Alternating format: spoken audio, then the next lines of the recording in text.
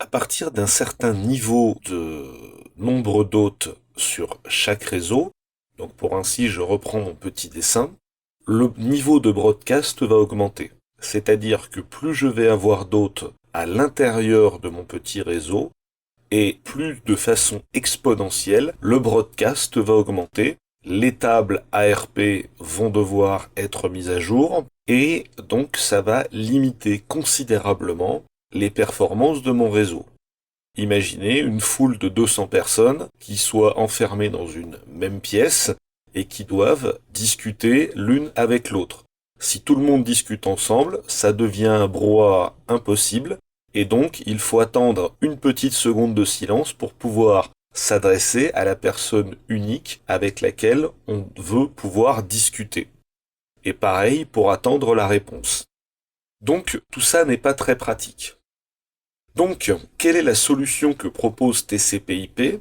TCP/IP vous dit on va subdiviser un réseau IP dans lequel tout fonctionne en broadcast en plusieurs sous-réseaux IP. Chaque réseau IP individuellement gère son propre domaine de broadcast, ce qui fait que le broadcast qui est fait par exemple dans le réseau IP 4 entre les différents hôtes ne passe jamais sur le réseau 3, le réseau 7, le réseau 8, le réseau 9, ainsi que les autres réseaux. Néanmoins, des machines qui sont dans le réseau 3 ont besoin de discuter avec les machines dans le réseau 4, etc., etc. Donc, pour ce faire, dans chaque réseau, si nous avons besoin de discuter entre deux ou plusieurs hôtes à l'extérieur du réseau, nous allons utiliser un hôte particulier qu'on appelle un routeur ou une passerelle, ou en anglais une gateway.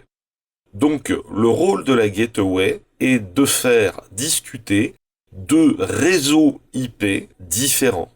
Si j'imagine à l'échelle mondiale un ensemble de réseaux IP reliés par des routeurs, eh ben nous allons appeler ça tout simplement l'Internet avec un I majuscule. Donc nous allons nous pencher un peu plus sérieusement sur ce qu'est le fonctionnement d'un routeur.